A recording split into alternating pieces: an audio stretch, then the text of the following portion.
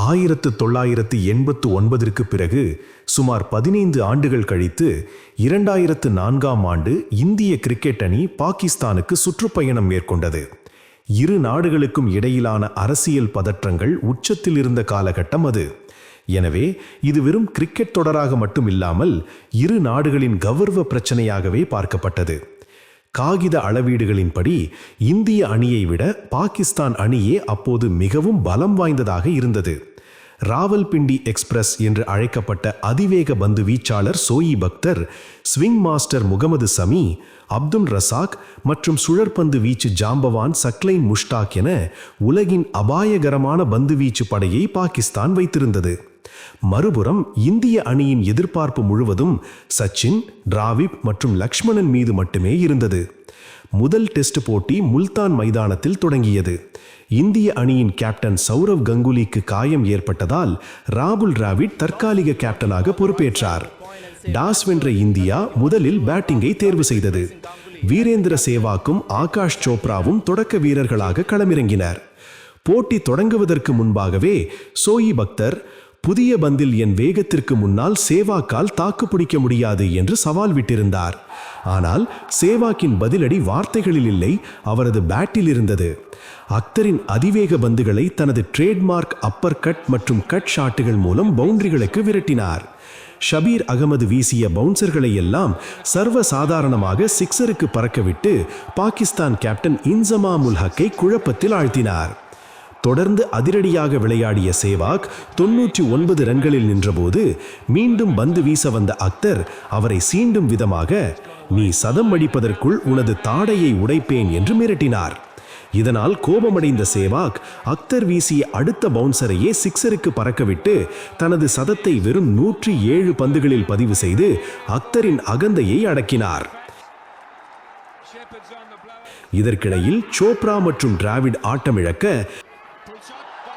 Cricket கடவுள் சச்சின் டெண்டுல்கர் களத்திற்கு வந்தார்.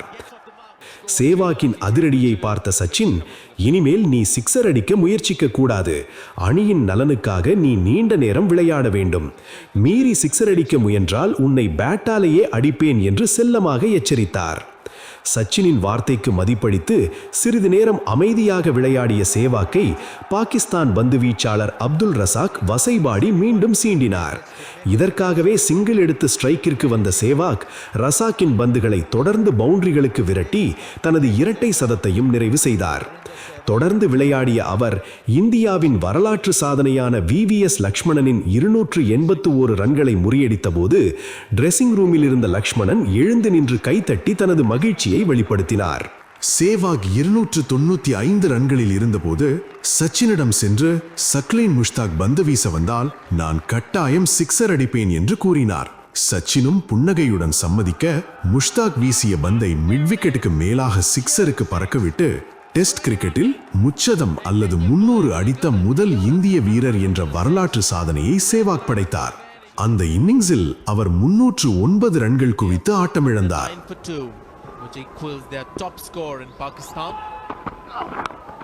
Edge and taken finally, and Virendra Sehwag is walking back on 309. India 675 ரன்களுக்கு ticket செய்து அந்த போட்டியில் இன்னிங்ஸ் மற்றும் 52 ரன்கள் வித்தியாசத்தில் அபார வெற்றி பெற்றது. That should be out and victory for India. Tremendous win for the visitors.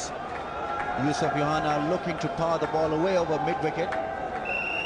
Skied it in the air and இந்த வரலாற்று சிறப்புமிக்க இன்னிங்ஸ் மூலமாக முல்தானின் சுல்தான் என்ற பட்டத்தை சேவாக் பெற்றார். ஒரு டெஸ்ட் போட்டியின் தொடக்க வீரர் என்பவர் பந்தை தடுத்து விளையாடுபவர் என்ற இலக்கணத்தை உடைத்து முதல் பந்திலிருந்தே பந்து வீச்சாளர்களை ஆதிக்கம் செலுத்தும் புதிய அதிரடி கலையை உலகிற்கு அறிமுகப்படுத்தியவர் சேவாக் தான் என்பதை இந்த வீடியோ மிகவும் அழகாக விவரிக்கிறது. இதே மாதிரி பல சுவாரஸ்யமான கிரிக்கெட் தகவல்கள், வரலாற்று சம்பவங்கள் மற்றும் யாரும் அறியாத மர்மமான உண்மைகளை நீங்க தெரிஞ்சுக்கணுமா? அப்போ மறக்காம நம்ம CBC தமிழ் யூடியூப் சேனலை இப்போதே சப்ஸ்கிரைப் செஞ்சுக்கோங்க. பக்கத்தில் இருக்கிற அந்த பெல் ஐக்கானையும் தட்டி விடுங்க. அப்போதான் நாங்க போடுற ஒவ்வொரு வீடியோவும் உங்களை உடனே வந்து சேரும். இந்த வீடியோ உங்களுக்கு பிடிச்சிருந்தா ஒரு லைக்கை போடுங்க, உங்க நண்பர்களுக்கும் ஷேர் பண்ணுங்க. அடுத்த ஒரு அதிரடியான வீடியோல உங்களை சந்திக்கிறேன். நன்றி.